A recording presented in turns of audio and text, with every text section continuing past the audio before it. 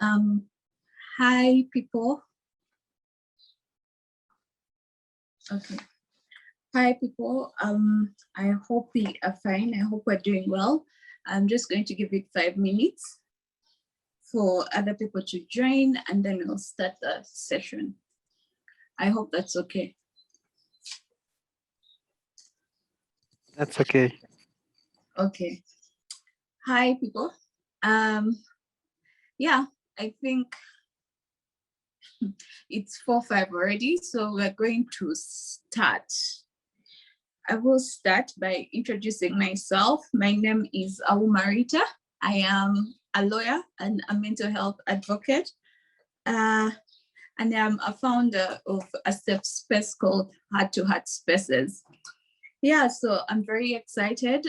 This is our first session of our monthly therapy sessions, a partnership we're having with Rocket Health. Yeah, so I'll start by having a conversation about Rocket Health.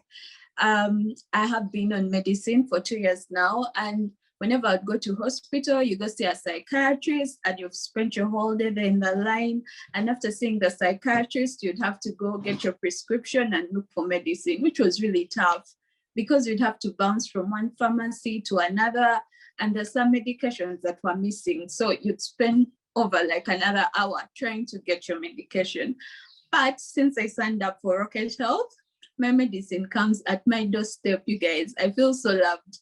I feel like these guys are vibing me. Like they are amazing. So in case you want amazing services, these guys are so professional, whether it's raining, whether it's thunder, they will forego anything. They'll cross the ocean for you in order to get you your medication, in order to get you your tests and all those things. So that has been my personal experience with Rocket Health so far. I've been with them for a year. Yeah, I think I've made a year now.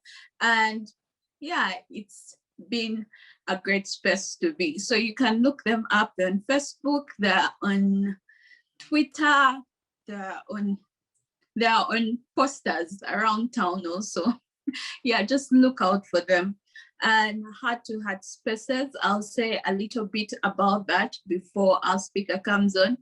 Heart to Heart Spaces was founded after I had my first inpatient experience in Butabika.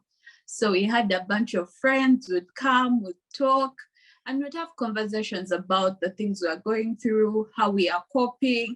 And at the end of those conversations, however big your burden was, you'd feel a little bit relieved.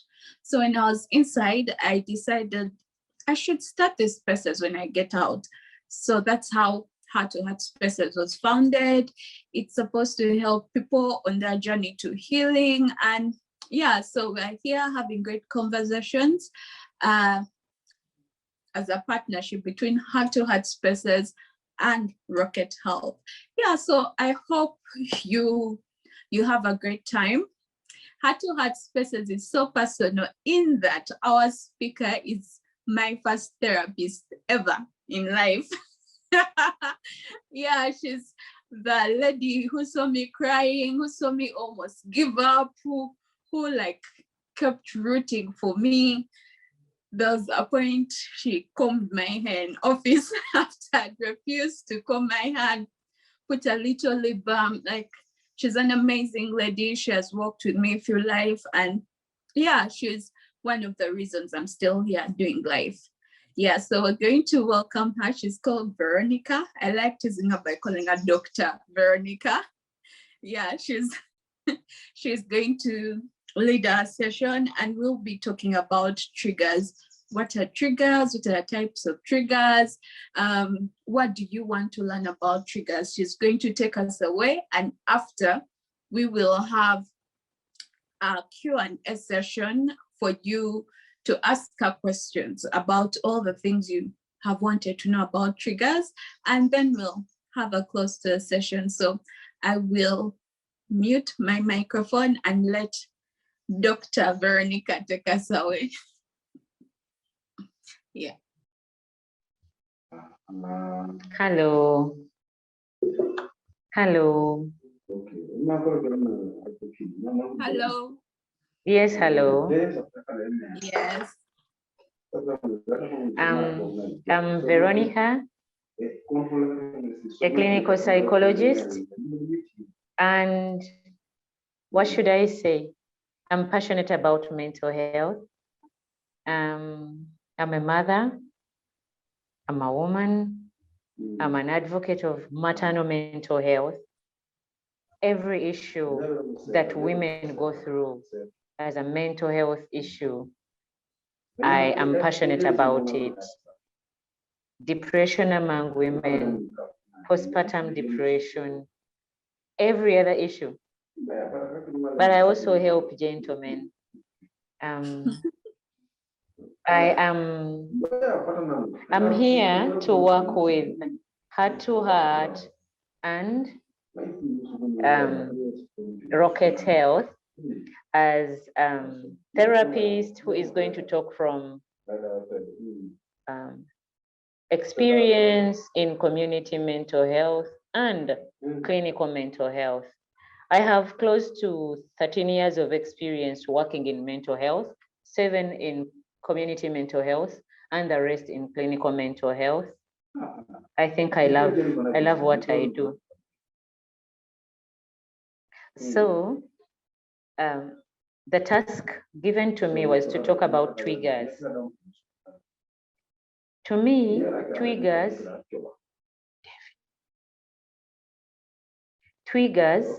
before we go into the triggers, until we know how mental illness is affecting the entire globe, maybe we may not be able to appreciate.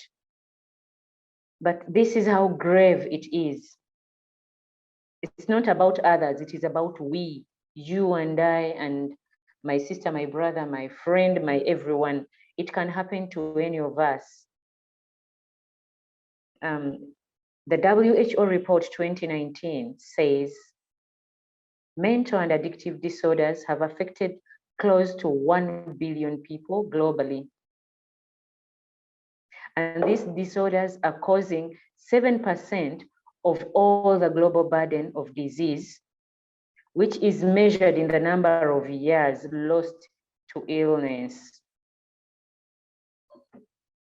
Or we call it the disability adjusted years.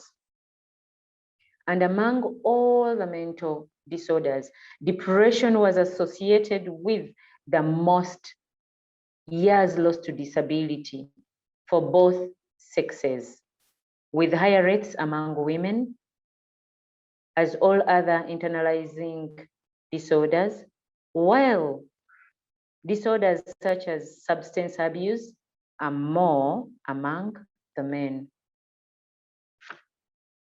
Before we go into the triggers, it's wise for us to understand vulnerability. The question is, why Veronica? Why not Ruth? Why not Peter? Why not James? There is an underlying, in our nature and nurture, there are underlying factors that make I more vulnerable than my big sister or my young sister. In some families, there are strains of mental disorders. Some are, let me say, genetical. Let's take it that way. Like some people come with sickle cells, asthma, and others have in their line diabetes, and others are more prone to hypertension. The same applies to mental disorders. Some of us are more vulnerable because genetically, when something happens, our neurotransmitters lose out on something easily than others. So in that, you may see things like depression, anxiety. There are genetical factors that lie within us that cause us to come out that way. We don't choose, I don't choose to get easily depressed, but maybe I am genetically more susceptible. Then we also have issues of personalities. Other disorders that could also be genetical, schizophrenia, bipolar, many mood disorders. However, going away from the genetics, in the nature area, in our environment, people who have prior traumatic events are more prone or more susceptible or vulnerable to developing disorders because they already have a history. Let me say, Ruth was involved in one accident and maybe she was resilient enough to stand. Good. However, time comes and Ruth, this one time, gets into another accident or gets into a relationship that is abusive and she's beaten and battered and she loses it. That is in a high environment. The environment has overexposed her to increasing her vulnerability to developing a mental disorder. In addition to the prior exposures, there are issues like accidents, or you call them head injuries. When we are talking about mental disorders, everyone is looking at the other, the one I heard of and the other. It can be me, it can be you. Because no one wakes up to plan a road accident that would cause a collision where your brain has a damage, a concussion or a real damage, and during the repair periods, maybe other things are not repairable. For example, many people think epilepsy is strictly genetical. No. Epilepsy is a neurological disorder where brain electricity shocks and sparks all the time. The area that sparks is the area that ejects. If the brain area controlling the movement or the arm is the one sparking, you'll see the arm jerking this side. It can happen right after a road accident. We are every day on borders. Anything can happen. On a border, you're going home. This guy has a helmet, he falls the other side, you fall this side, hit the head. Yes, that also increases your vulnerability to developing a mental disorder. There are very many factors that increase our vulnerability, chronic stressors. All vulnerability means I may be susceptible to developing something. However, it does not mean that because I'm vulnerable, I will develop it. In families where people get depression, doesn't mean everyone gets it. Until something happens, you don't get it. Something for us to take from vulnerability to triggers. There is something for you to learn. If we learn the symptoms of the disorders, it doesn't matter. Don't worry about your vulnerability. The earlier you know it, the better for you, because then you know what to do. Help is available. Professionals are out there if you seek help on time. However, a number of people don't seek help on time. They go everywhere. They think mental illness is spiritual. They go spiritual, they go to churches, they go to which you call them traditional healers. Others think it is, we think of it in many forms, and that determines where we go to seek for help. if you seek for help on time, you will get the appropriate help. The professionals are there, though few, but they exist. Seek professional help. Vulnerability shouldn't worry you. The issue should be who is available to help me. Now, we move into triggers. What is a trigger? A trigger is an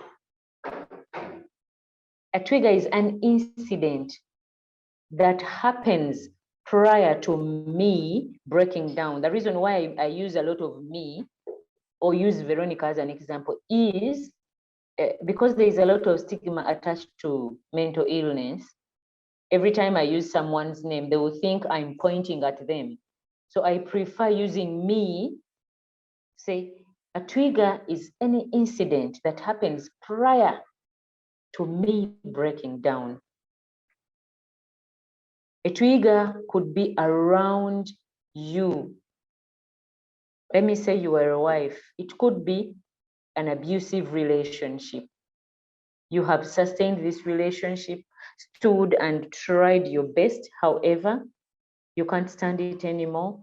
This one time, it's too much. The insults, the abuses, the physical, the psychological, that break you down, that is your trigger.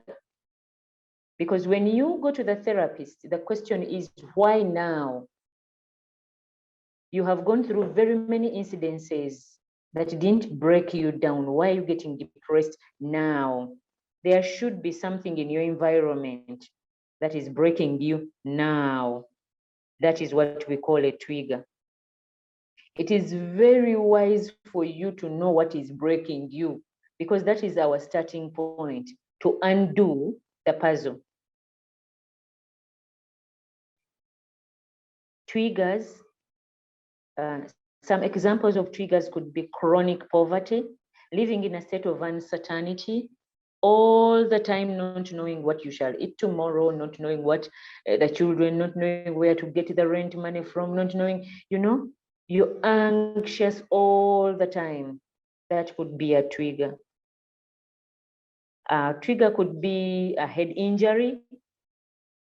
A trigger could be, now we are living in a post-COVID era where finances are a problem and people are really, really stressed, thinking of where to get the next coin from. So others, trigger could be loss of employment, loss of a loved one, loss of income, a loan. A trigger could be a relationship, a bad relationship. Some relationships end without my consent, or I've not chosen and somebody's moving on. Meanwhile, I had all my eggs in this basket, and then somebody just chooses to kick the basket off. At the end of the day, I'm hurt, I'm broken, I'm anxious, I'm depressed. A trigger could be a neighbor, a harassing neighbor, a teacher, an abusive lecturer. It could be in the marketplace, it could be anywhere. Triggers are just around us. Those incidents that happen that push us to the edge. Those are what we call triggers. I want you to recall, to close your eyes and just think of a time when you were smiling, but all of a sudden something happened and life was not the same again. That could be a trigger. Maybe you lost a dear one abruptly, an acute stress feeling where they just call you and say, the person you just talked to of late has. Hello, Veronica.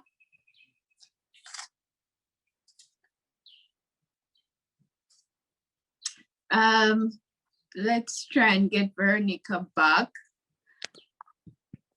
I don't know what we can do.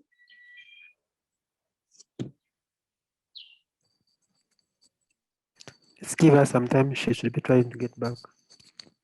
Okay.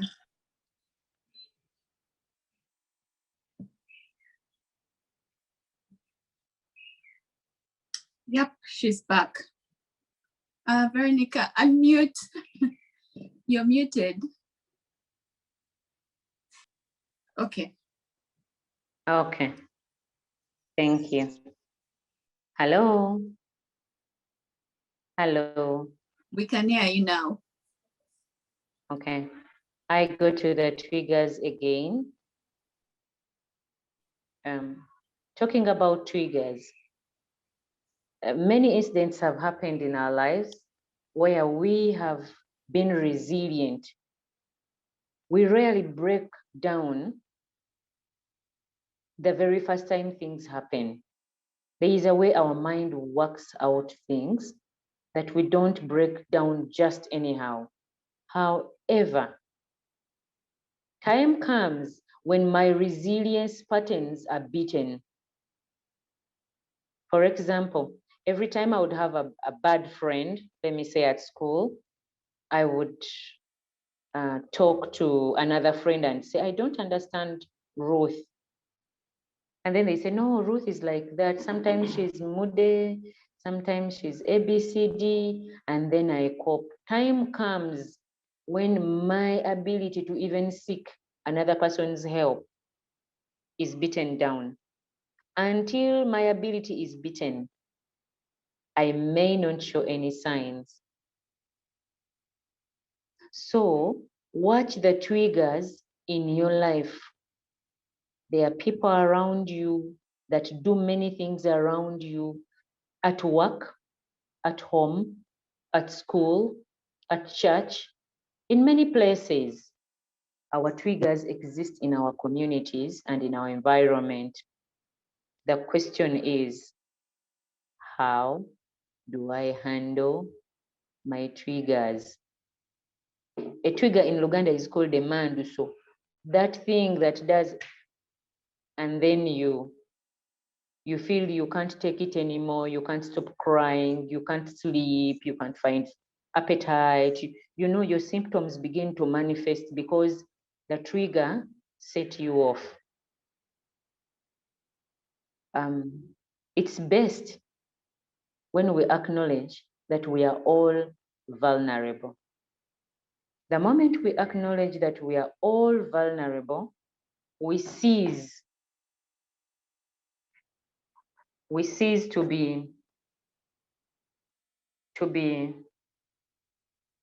blame self. The moment we think mental disorders are for the rest, we shall blame self when things go wrong.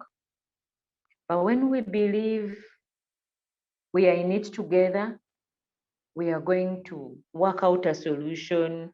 I thank Rita for the idea of the safe places where ladies go in and discuss what is hurting, how they feel, they share a remedy, what they have done, what has helped, what hasn't worked, which is a good start off.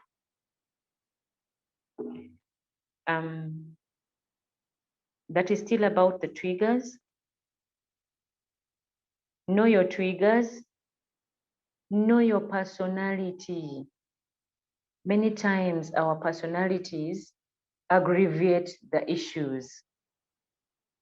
Some people are really perfect melancholies, and anything will trigger them off because they want the world to run as they wish, which is abnormal.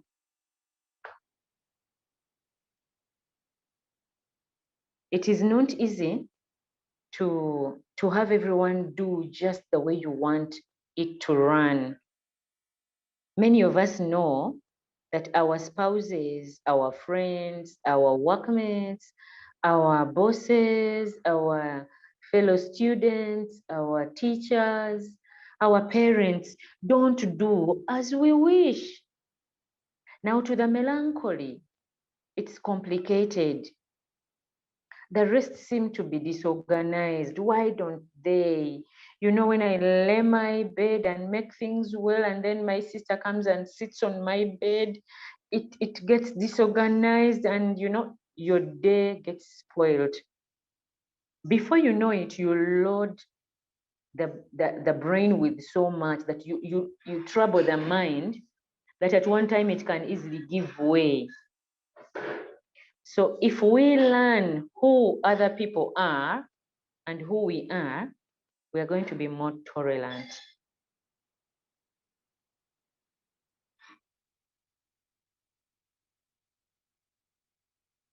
I was tasked to talk about the triggers and how to identify a trigger. Begin with knowing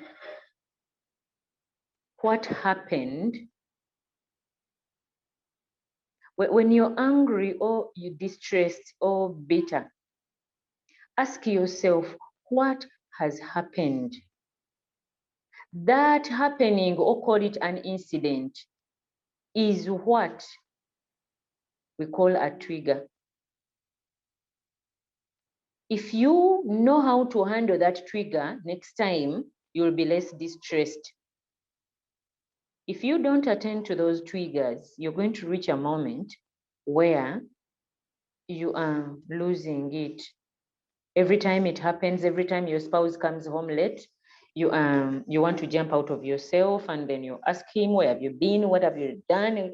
You know, all these questions. The trigger is him coming home late. So identify your trigger. Try to see, how can I handle this trigger? Otherwise, the more times it happens, it is going to break me down. So how do I become resilient to this trigger? Can I change my assumptions about his coming home late? Can I change my assumptions about my child's not replying when I call her? Maybe she has not heard. But every time you think she's undermining me, she's just an adolescent, she's just this, you get angry, time will come when you can't live with this person anymore, because they keep firing you on and on and on. Time will come, you're either fighting, you can't bear it, then you say, I can't manage this child, I need someone to help me, you know, because the trigger has not been identified and has not been worked on. Remember, if you don't work on it, like the word trigger is, I think in the military language, when they say trigger, is the other thing you tap. There's something you tap and release the bullet. That is what they call a trigger. Now in mental health and illness, a trigger is the happening that makes you lose balance and you go off the cliff. By the time we get to know, you're down there. Before you go down there, please identify your triggers. To everyone listening, in your life, you have triggers that cause you distress. When they happen, you lose appetite, you lose sleep, you lose comfort, you become uneasy, very irritable, you pace, toss, turn. All those are called triggers. Please identify them and try to see, how do I handle my triggers? The earlier, the better. If you can't handle, seek support. Begin with the people around you. How are they handling it? Let me say, if Rita has a sister who is her constant trigger, she enters your room, picks your headsets, lives with them, and every time you return, you have to quarrel. Can you involve other parties to say, Dora is picking my ABCD? Maybe another person is going to come in and try to sort the puzzle. before the puzzle throws you off the cliff. Because today you will quarrel, tomorrow you won't even be able to, the next day. If it happens over and over and you are not managing it properly, you're losing the battle. Before you know it, you just can't help it. You want to leave the household because you can't live with others. You are not, many disorders are tolerable. For example, a mild depression. Many of us have gotten mild depression. We have gotten mild anxiety. We have had these mild disorders. Those are tolerable. The problem comes in when we progress from mild to moderate to severe, where the disorder is eating on your career. You can no longer work. When you go to work, you can't perform. When you begin performing haphazard, your bosses are complaining, your workmates are complaining, your performance is going down. Now the disorder is becoming clinical because at that phase, it is eating up your career or your education. A disorder will eat your social life. Time comes when you don't want to associate with anybody, when you're unhappy, you are, what should I call it? Unwelcoming, you are hostile, you are rude, you are violent. It is eating up on your social life. It eats up the spheres that make up our life. Time comes when even the physical you is being affected. You can't comb your hair, you can't brush your teeth, you can't tend yourself. The physical you is getting affected. Before you know it, you are not even feeding. You get emaciated, and what the others see is you're losing weight. But the disorder is eating up on the physical you. Before we know it, now we're going to get illnesses that are coming from the poor physical tending. You're not tending to self, you're not feeding self, you're not bathing, you're not. So maybe you'll stink, maybe not. Maybe you're going to lose weight or gain a lot of it because you're overfeeding. Maybe there's so much that can happen to the physical you. You lose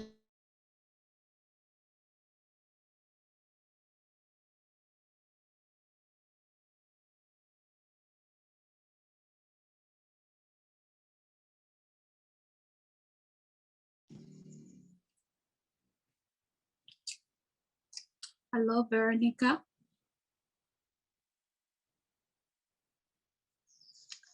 Hello. Okay, I guess it's a network problem and we should give her a few seconds. She'll be back on.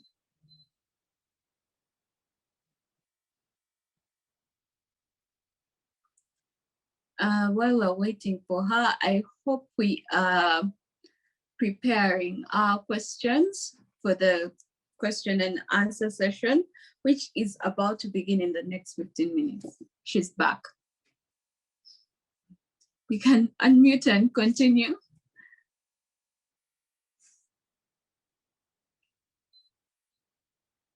No, we can't hear you. Yes. Okay. There we go.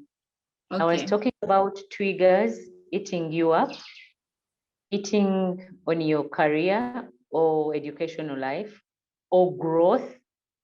You have seen people who stay who stagnate in their careers. They stagnate and they never progress. They are either not performing well or to the expectation of their supervisors. They can't even find another job. When you ask them why they're stagnating, they say, you know, this job, everyone is malicious and all you know, but they can't even get another job. because they are not in a state worthy getting another job.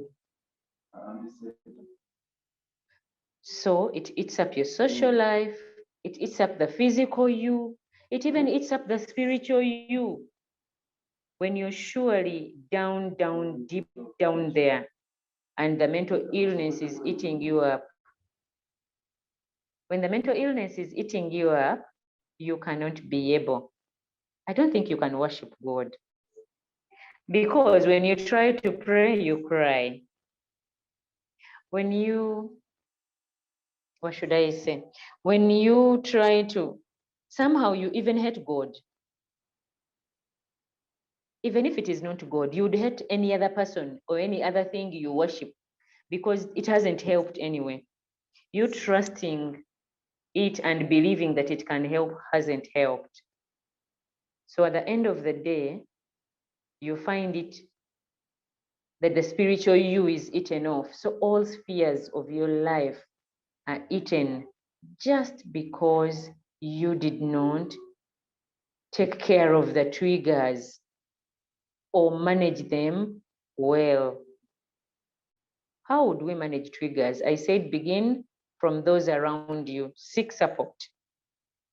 Many times they tell us, relationship things that should never be shared, family issues cannot be talked about. Find a confidant.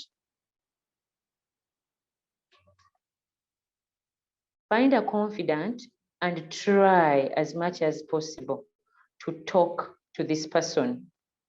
Or if you can't talk to that person directly for yourself, this is what I advise. You say, a friend of mine is feeling this way and going through this. What do you advise? They will give you the advice for your friend, yet in actual sense, it's your own help. So that is another way of choosing to find support. If you can't do that, go to a person who doesn't know you, like a therapist. They don't know anything about you. I believe that would be a good solution. I don't know you, I don't know your family, I don't know anything. You come to me, I care about what you're talking about. I give you the support you need, there you go. As if that is not enough, if you can't find a therapist, we have para-social workers, para-counselors, we have parents, we have church leaders, please try to harvest the trigger before it goes out of hand. If you think this relationship issue is too big that you can't talk about it, no one should know, okay, talk about it with the exact person who is triggering it.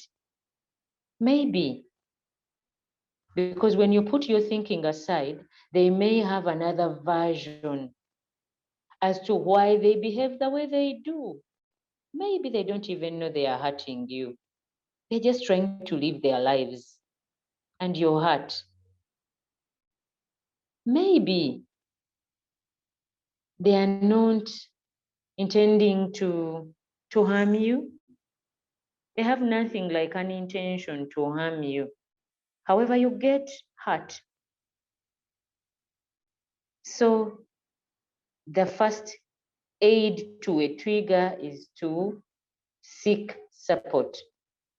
Try to use the mechanism you used before, and if it can't work, seek support. Because if you don't, we are heading for a cliff. Before medication, there is always space for us to work on these issues before they run out of our own hands. For now, that is what I have about identifying a trigger and managing a trigger.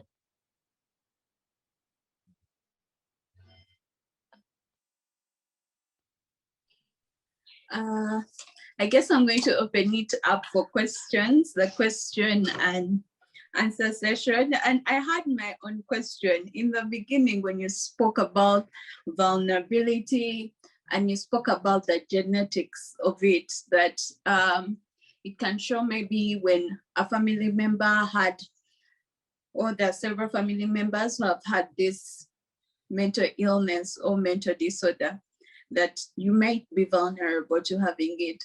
So what would you advise I do if I come from a family that predominantly has these things and I don't want to pass it on to my kids? Is there a way I can spot a partner without these disorders, or like I just accept that these disorders will pass on to my children? Is there a way we can, I don't know. Yeah.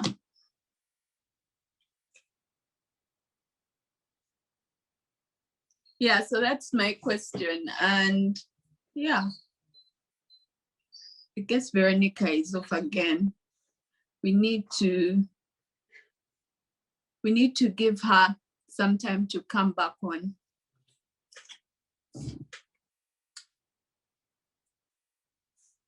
Okay.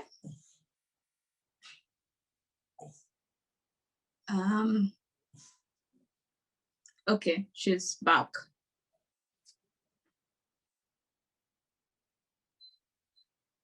Unmute, please.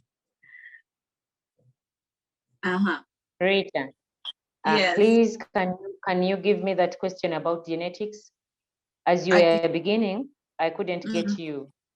Okay, so we spoke about vulnerability and we spoke about sometimes it's genetic, and a family, you can see like in a family, there's several people who have had these mental disorders or mental illnesses.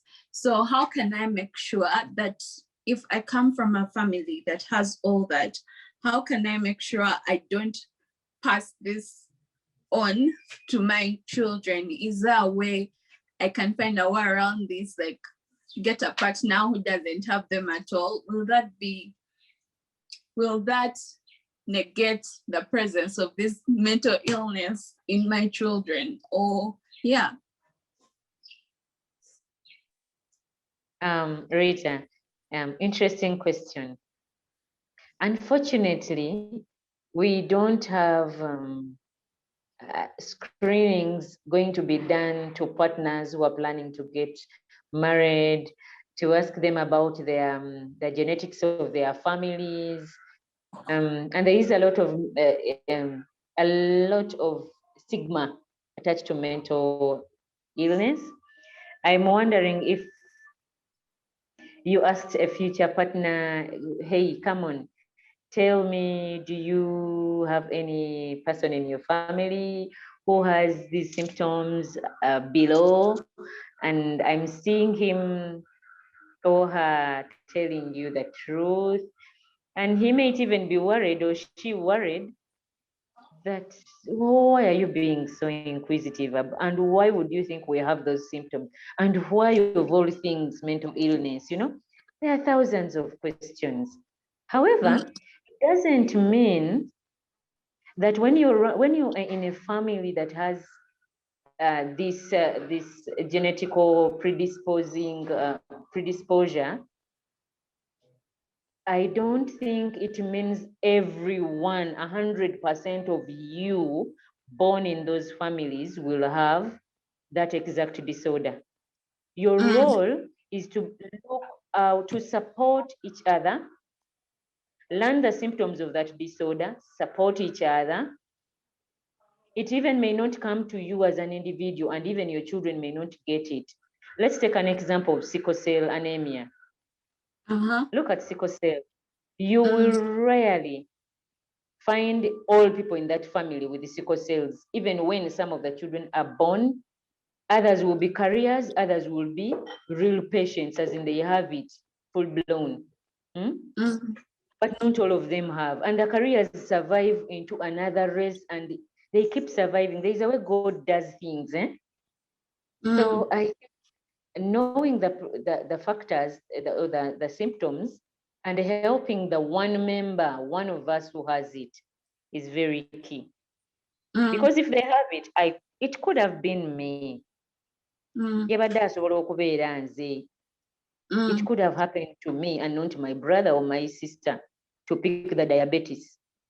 I may also have it, but what do we do is make sure you don't do things that will increase your vulnerability to diabetes, to depression, to bipolar. Already, if I have it genetically, I can work out a type of living that is going to facilitate me to live a simple life and not complicate life, not hustle over everything so that I end up breaking down on even the minor issues sometimes. I think sometimes the medicine is let go when things are really tough. You say, okay, relax a little. I don't know if I've answered. Yeah, you have. We have a lady called Babilia Peace in that chat section.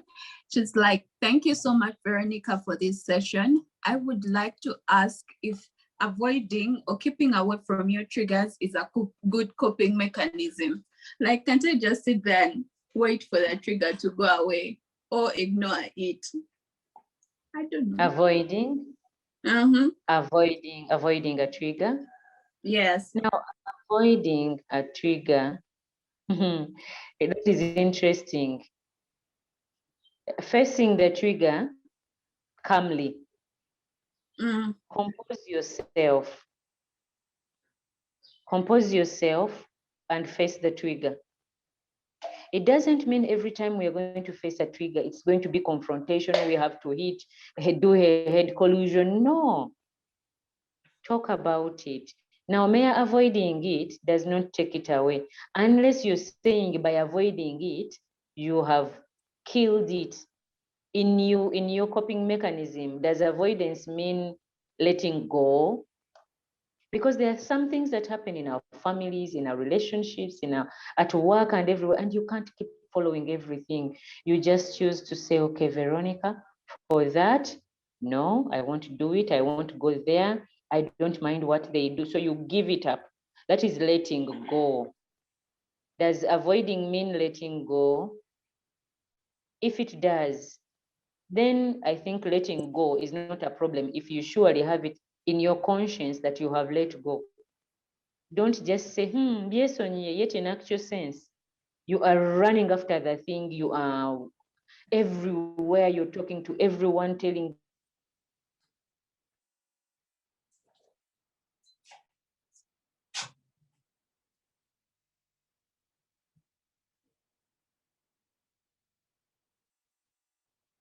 Veronica will be back in a second. Her network has really troubled her.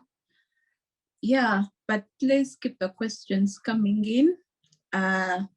Yeah, so that we can answer them and learn more about the triggers. Yeah. I hope she is back in a few seconds. I'm sure she'll be back in a few seconds.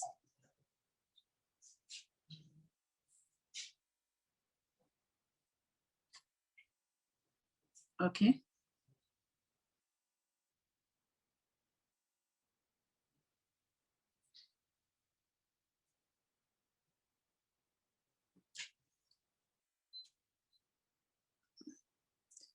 Okay.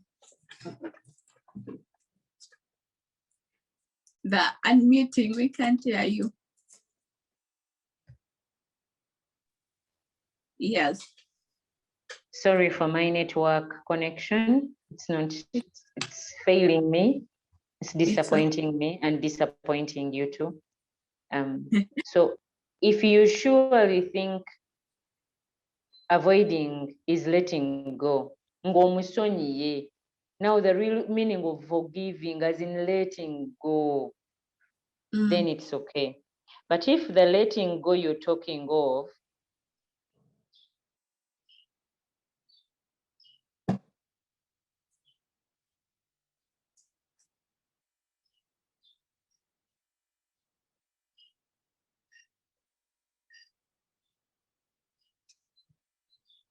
I think at this point I should also pretend to freeze so that we are both kind of frozen.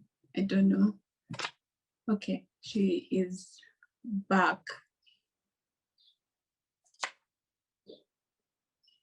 She is back now. Hello. Okay, it's just missing things.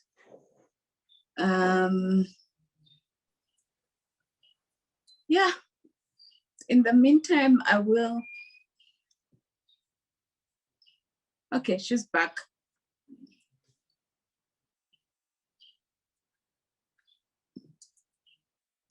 Veronica, we can't hear you. Hello. Hello. I would advise we face and work on the triggers.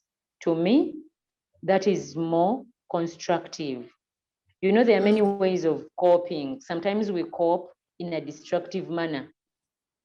Abusing drugs is trying to cope, but in a destructive manner. Avoiding our triggers is also maybe a coping mechanism that could end up being destructive. So to me, I suggest we face our triggers, work on them.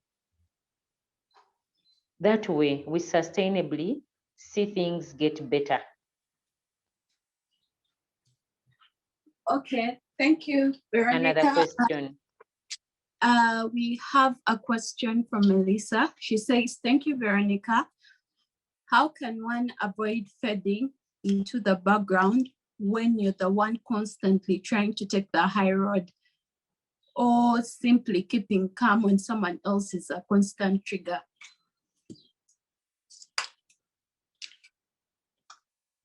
Hello? Hello?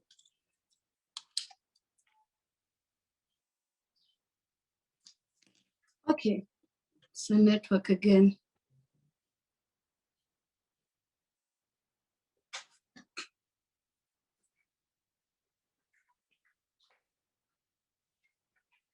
Hello, Veronica.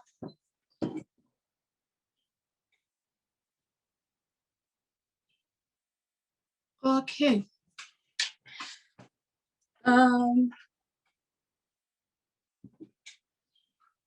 I don't know if you had that question, so I will just read it again. Please Melissa, do.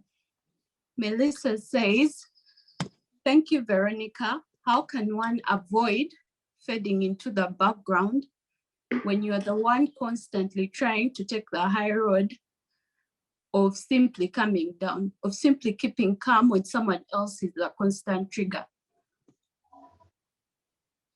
That is why I said, let us face our triggers, work on them, and see how best to handle it, because keeping a low profile has not worked. Every other time it has been you to step down. And if stepping down and keeping a low profile is not working, how about addressing it? Because if you don't, it is this exact trigger that will pull you down. So it's best that we work on it, otherwise we shall break down. Facing our fears is the best remedy. Otherwise, we lose the battle. Okay, so the next question is kind of related to the other two. Lynette says, hi, Veronica. Thank you for the session. What if you can't avoid that trigger, or rather have no control over it? Let's say it's a family member. How do you reach the point of letting go? Are there practical steps you can give us on how to let go of the trigger? Again, okay, so network.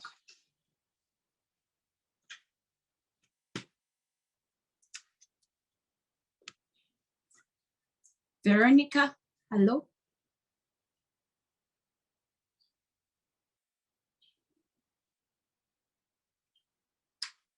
Yeah. I think when she keeps going off, I'll be telling you guys some of my stories with how I have managed to face some of my triggers. Yeah, but she's back now. Thank God. I don't have to tell you a story. Yeah, so the question was, can you basically alluded to how can you give us practical steps on how to let go? For example, if the trigger is a family member, how do you reach the point of letting go? For if it is a family member, the first advice I would want to give is please study this personality well. The many times you could be clashing, it could be a personality type clash.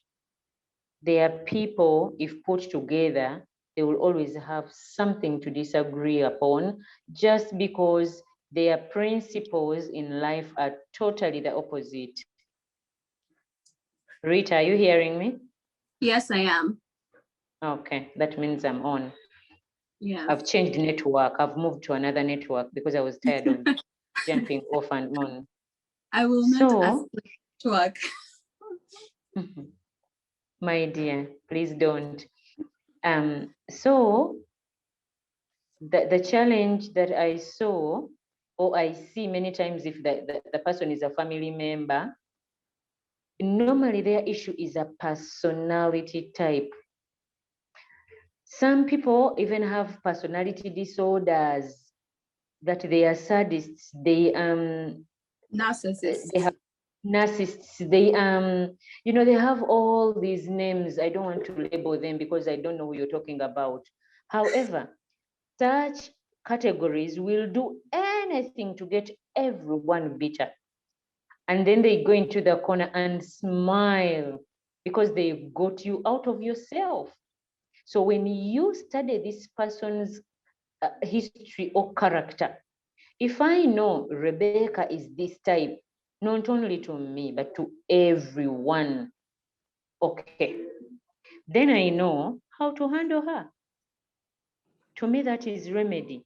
If I know how to handle you, because I'm not going to unfamily you. I'm not the origin, the author of this family. I cannot unfamily Rebecca. But I can understand Rebecca. The reason why Rebecca is behaving the way she is, maybe she has a failed relationship. Maybe she has, there is so much about Rebecca. Next time when we have to meet, there is a simple technique I want to teach you that we can use. That this remedy is going to help you every other time you think of a family member, because they can't go away. And because you can't go away from that family and they can't go away, there will always be a stressor. So the best remedy is to say, how do I understand this person and whatever is around them? So that way you will cease to be stressed about them and what they do. It's a choice. I want you to know, all of us to know, we have a choice in how we react.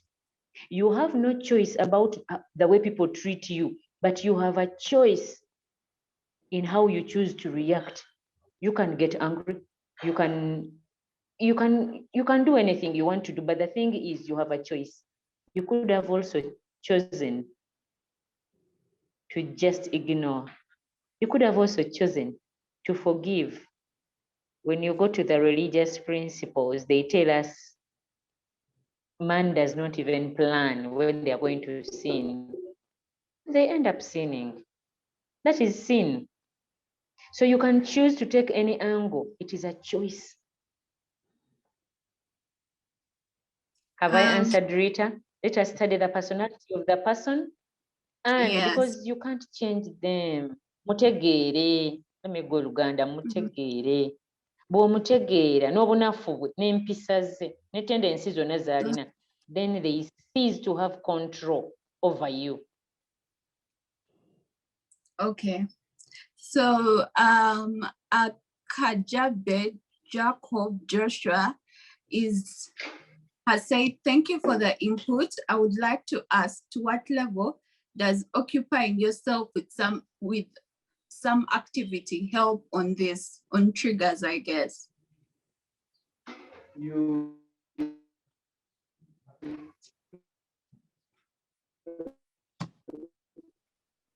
Hello?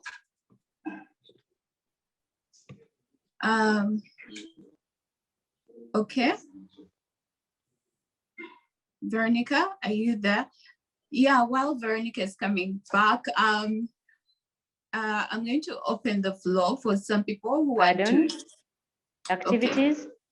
Yeah. The question. Rita, hello? Yes, can you hear me? Hello? Hello? Hello? I can hear you. Okay. Okay, I'll just ask the next question. Can drugs... Please ask again. Activities? Okay. The one on activities was, yes, I would love to ask, to what level does occupying yourself with some activity help with triggers? I can hear you. Oh, yeah. I can hear you. That was the question. To what level does occupying yourself with some activity help with the triggers? That is another way. Pardon? Should I say it another way?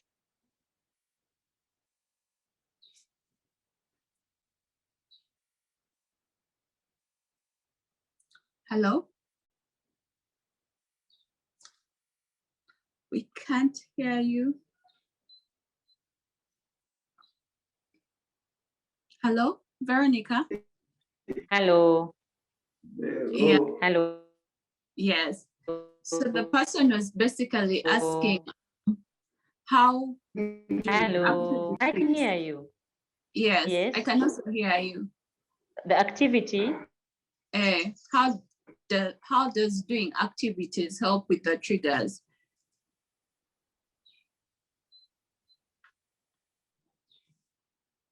Jesus.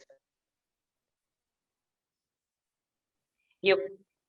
And trying Pardon? to say, oh, actually, there one remedy we normally tell people to keep trying. Do activities, walk around, have a country walk, try jogging, try indoor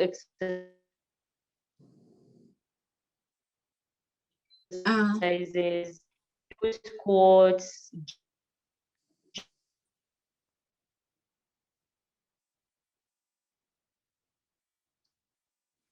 jump.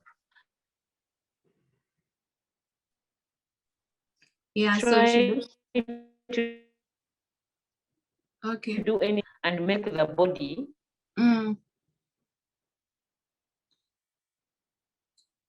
so think the good, because every time that is a stress hormone. Is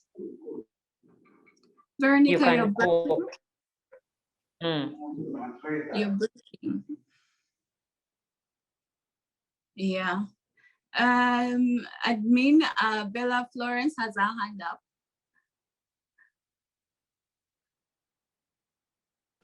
Okay, you're back. I'm suggesting Veronica can turn off her video. It may help with the network. Okay. Turn off the video and keep the microphone on. Okay. So he says turning off the video and keeping the microphone on might help with the network.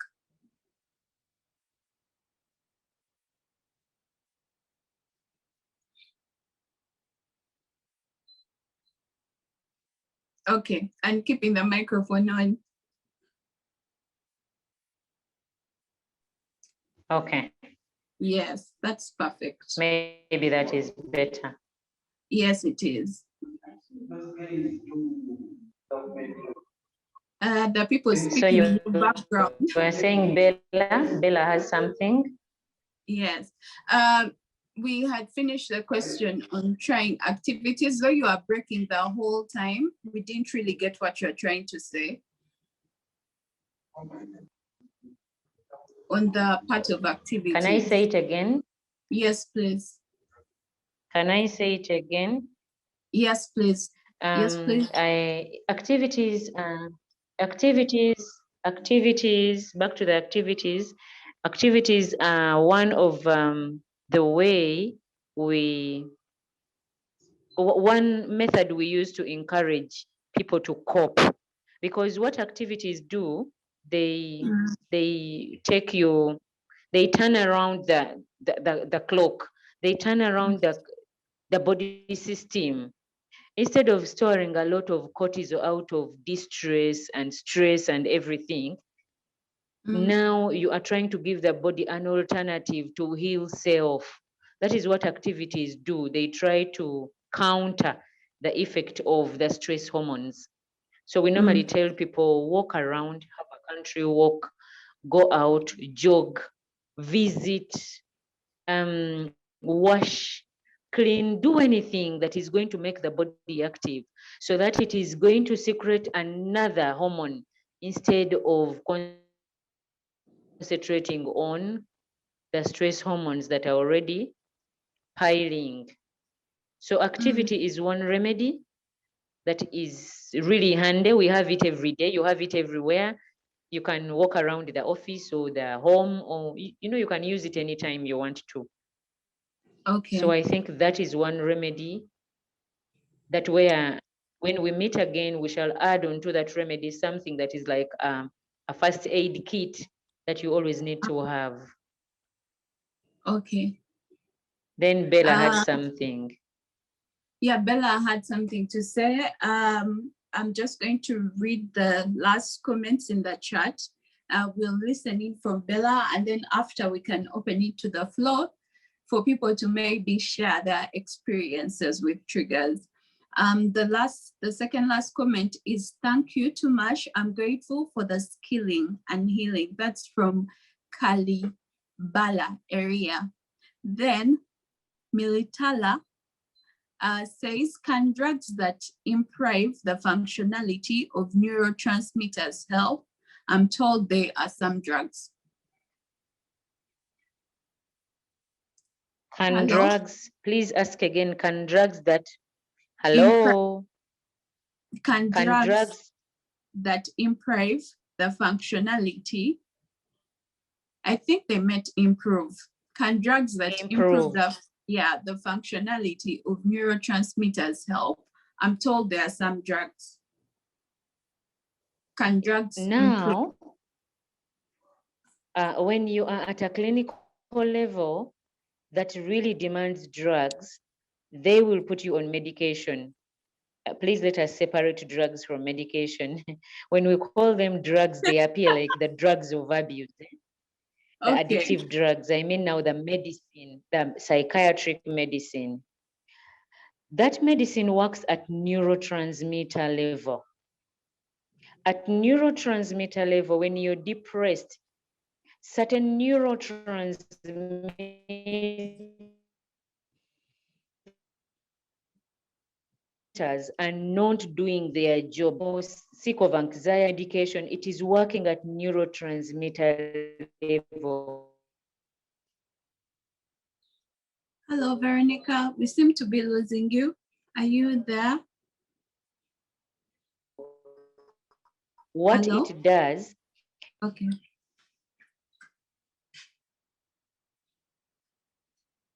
Hello? If one in it's not doing its job because it is not taking in enough message. You can't hear me?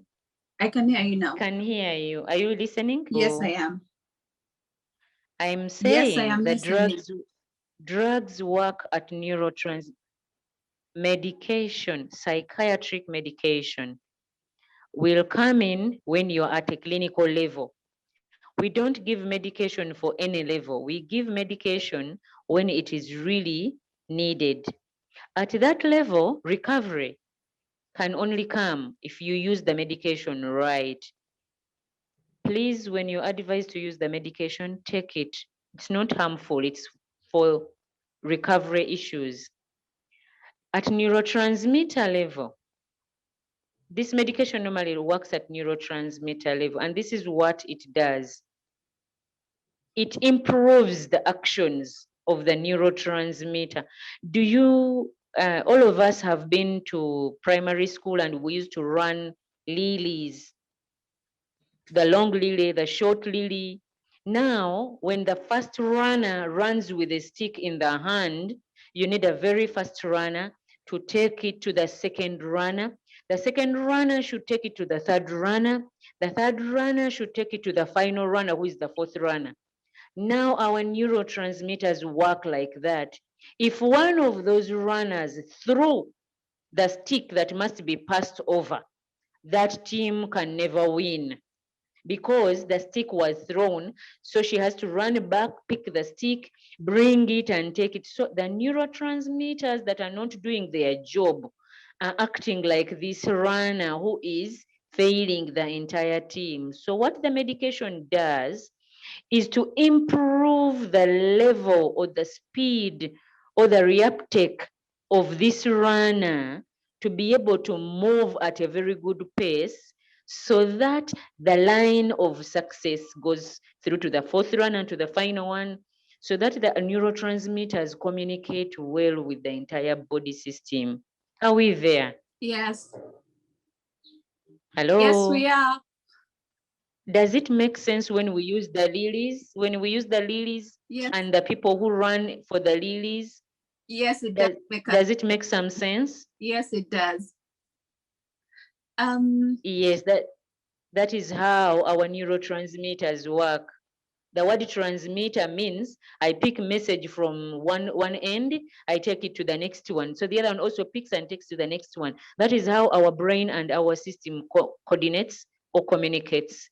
So when they are giving you medication, they want to improve that system of communication because one of the members along the system is weakening and slowing down and failing the entire system, okay? Okay. Okay. Hello? Okay, Veronica. Can you hear me? Hello? I can hear you. Yes. Thank you I so can much. hear you, Rita. Yes, thank you so much for that illustration with the release. It makes more sense that way. I'm now going to open the conversation for the people to say something. There was Isabella. Isabella had her hand up. I don't know if she's still on. Yeah. And if anybody else wants to share something, yeah, please let me know. Bella Florence.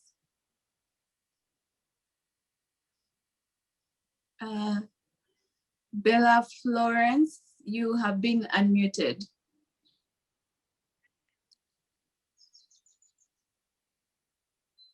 Hello?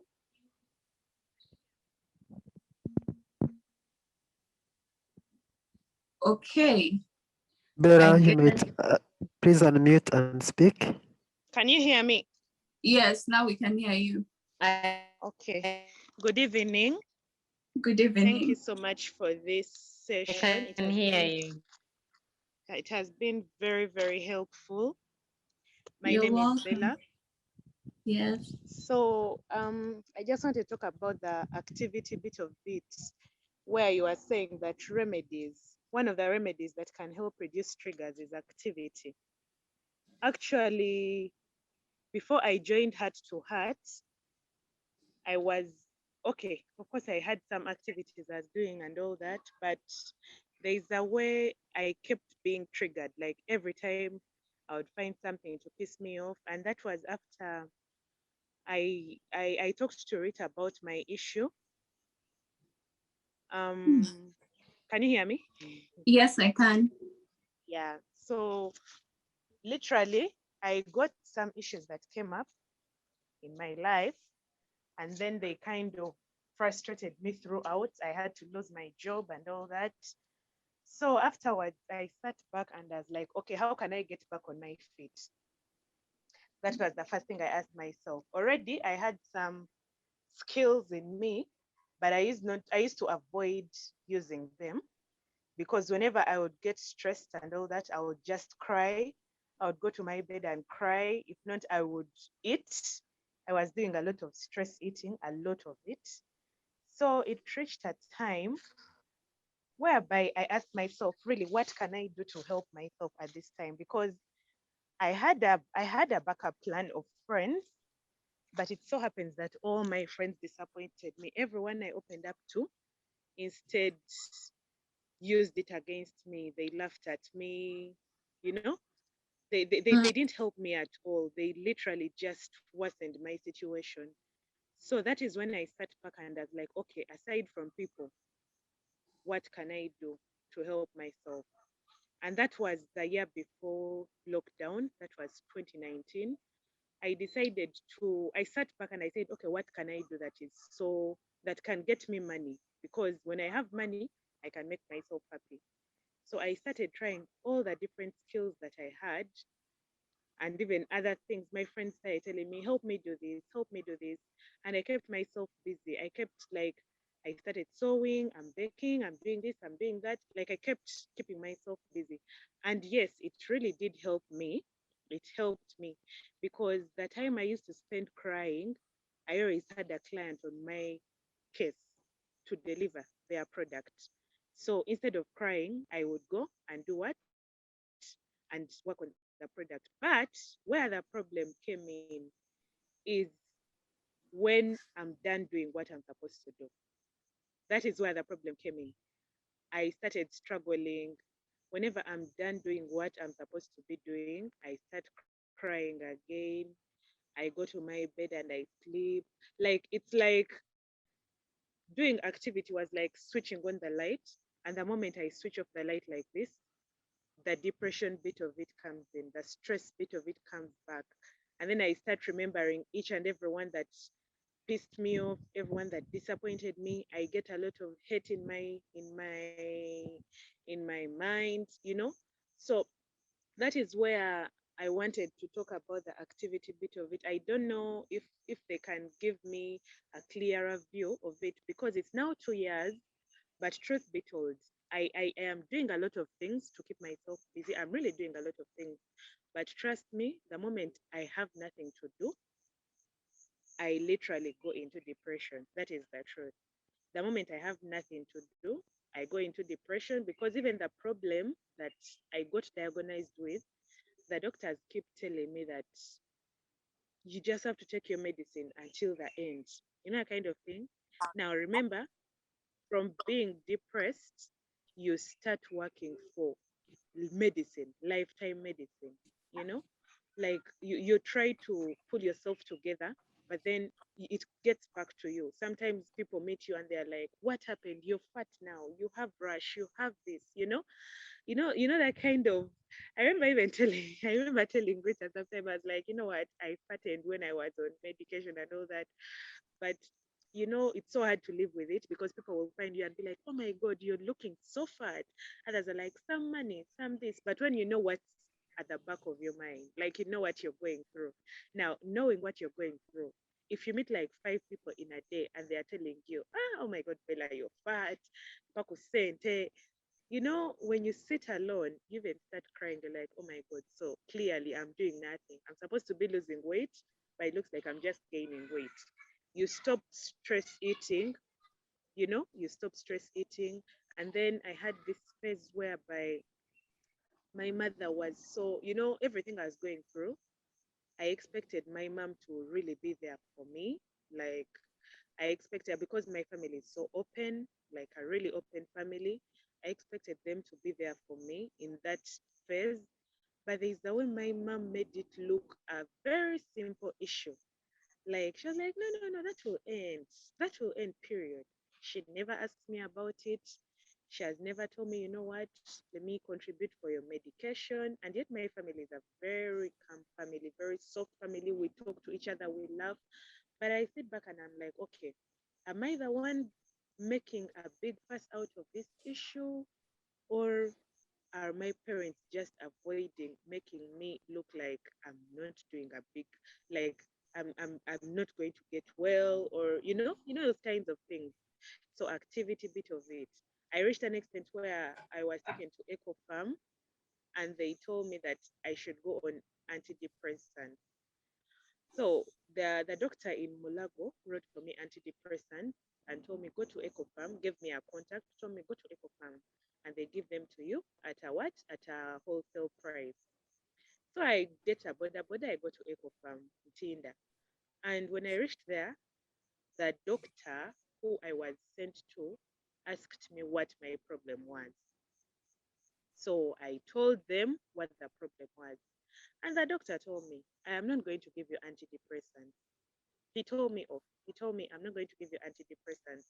And I told him why. I have been told to take them because I've tried all the other remedies, but it looks like I get triggered so fast, and I get angry. I don't want to be around people, that kind of thing. And he told me, no, you need to control yourself. Put it in yourself that you're healed. That's the first thing he told me. Always put it in your head that you're healed.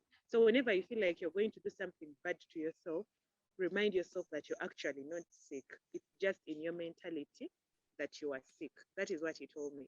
Then I told him, but I know what my problem is. He told me, no, if you keep declaring that problem, you're not going to heal from it. But if you keep reminding yourself that, you know what, I'm free from this, I'm free from that, you will actually heal from it. So he refused to give me the antidepressant. Now, on my way from the hospital, I was on a border and I was crying in my shed, serious tears. I was crying, but then I sat back home and said, okay, let me continue with the activity. Probably it slowly by slowly, I'll reach a time and do what? And heal from it. But I can be busy, I can do a lot of activity, but even if I am free for just 30 minutes or 15 minutes, I start crying again. So you guys, I need help. I need help. I don't know what's up, but I need help on that bit of it because I can cry and sometimes I cry and I don't know why I'm crying, you know? So thank you so much. I need help with that. You're welcome. I don't know if there is a doctor from Rocket Health on the chat. Like Bella's situation, she was told that she actually needed to take the medication. So what would you say to someone like that when the very person has been prescribed medication and the people that she goes to and prescribe this medication to her? I don't know if there is someone from Rocket Health to help with such an issue. Hello. Hello. Hello. Hello.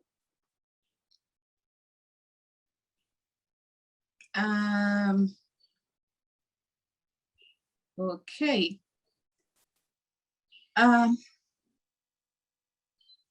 Otherwise, I'll answer it with my own patient expertise, which might not be much. Hello. Yeah, okay, Veronica is here. Yes, Veronica? Veronica? Veronica? Okay, she's gone. How do we handle cases where I think I am not a doctor. I am just someone on the same journey as you, Bella. And I will just say something. I think the stigma is still there. It might not just be in the people, it might even be in the medical society, because I've seen many doctors face this stigma themselves, even when they have the mental illness. And I think by the time you are prescribed that medication, you really need it. You have tried your best And by the time they prescribe it to you, you are clinically depressed. You're no longer dealing with mild depression where activities may help, or moderate depression. You are dealing with a case where your neurotransmitters need help, like Veronicah had said previously. So you're going to need this medication to help you boost them. And like I was saying, the stigma is there. Several hospitals have not yet welcomed the idea of mental illness fully. And personally, I did face these issues. The times I went to a pharmacy and I needed my medication, but I could not get my medication because some pills were missing, and you could see the stare when you go to some pharmacies, and the person was like, what problem clearly do you have in life for you to need this medication? And for me, honestly, my turning point was getting my prescription and using Rocket Health. I will honestly just get my prescription, take a picture of it and send it to Rocket Health. I had a doctor call me and we talked through stuff, and after I was issued my medication. That's a different approach from when somebody sits down with you, your psychiatrist sits down with you and then sees where you are at, and you go to a pharmacy and somebody just refuses to give you your medication, which is a totally different thing. And then I wanted to say something about the support system. There is a lot of pill shaming when it comes to mental illness, because some people are like, why don't you just do an activity? Why don't you just think positive thoughts? Why don't you just do this? But the fact of the issue is you've already tried to do these things, and there is no shame in standing your ground and saying, no, I need my 30 minutes to be 30 minutes of sanity. I need my 30 minutes to be 30 minutes of a bit of peace, as opposed to 30 minutes of extreme sadness despite of me doing these activities. Yeah, so I would prescribe you to talk to somebody from Rocket Health. I will get your contact and send you their WhatsApp number, and maybe you can begin the conversation from there. I hope you still have your prescription, because from what I've heard, I think your psychiatrist was right to diagnose you with what he diagnosed you with. And yeah, you need help. And for supportive family and for a support system, Heart to Heart is here to help you on that journey.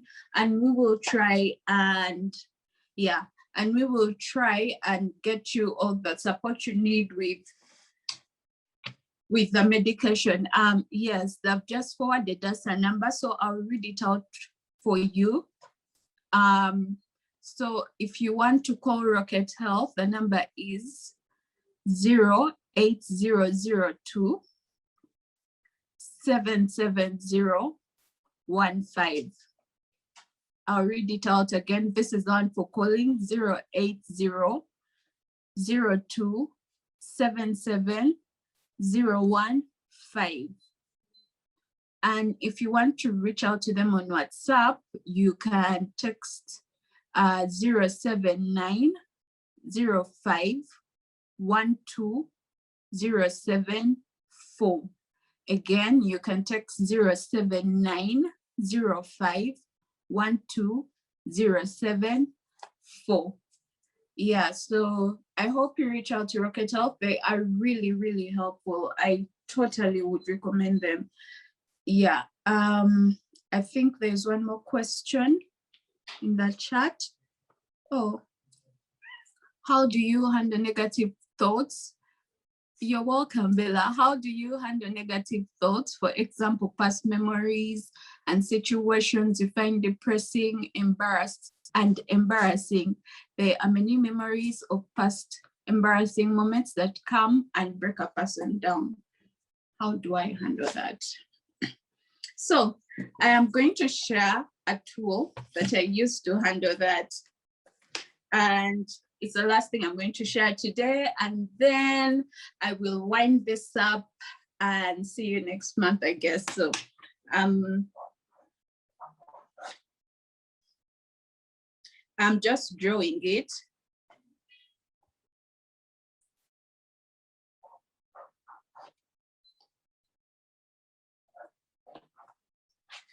Yeah, so this is a tool. I think next time I'll need markers that I use. So I draw a box and put all the past memories in the box. And then after I write them down, I ask myself, what can I do about these past memories?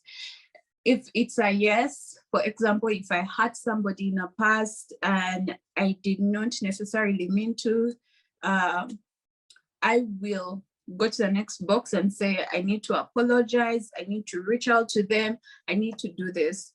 And if there's nothing I cannot do about it, I normally put it in my let it go box and say the serenity prayer after. You know that serenity prayer people say in AA, God give me the grace for the things I can do or the things I can't do. I normally use Google.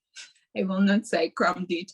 Yeah, so that's what I do for past memories, because most times these past memories bring a lot of hurt and a lot of pain. I personally struggled with that when I was diagnosed, and that's why I had my first suicidal attempt after the diagnosis.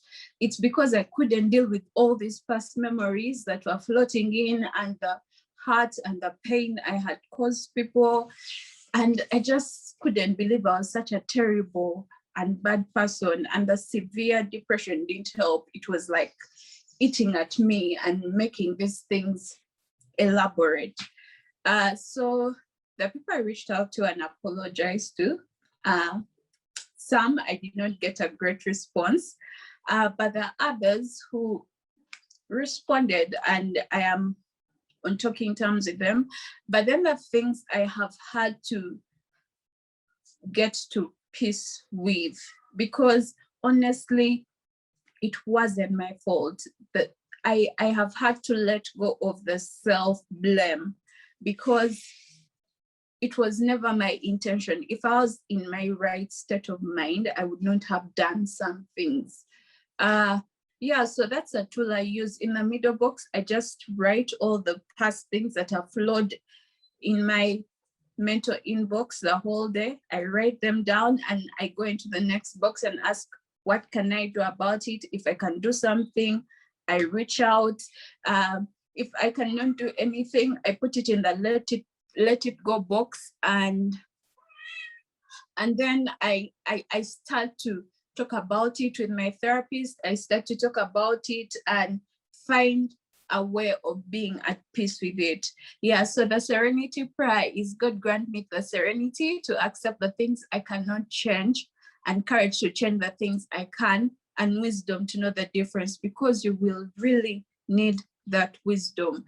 You will really need to come to peace with some things. Yeah. So I guess that was the last thing in the chat. I hope we have addressed everything.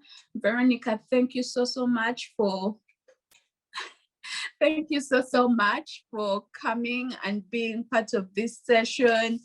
Is there a WhatsApp group we can seek more? More You're support? welcome. Yes, so someone is asking for the WhatsApp group. So this is what you can do. You can reach out to me on my number, and then I will add you to the Heart to Heart Space WhatsApp groups, where we have these conversations and where we help each other on our journey to healing. So the WhatsApp number is 07004 10 356. I will say it again, 07004 10 356. Yes, Veronica, I don't know if you still offer therapy sessions. Would you like to share your number I do. for us? Yes. No, they will pick my number from Rita. Okay. If you need any help, please reach out to me. If you need to talk to a therapist, Veronica really helped me so much. I am here. She's one of the reasons I'm breathing today, guys. honestly.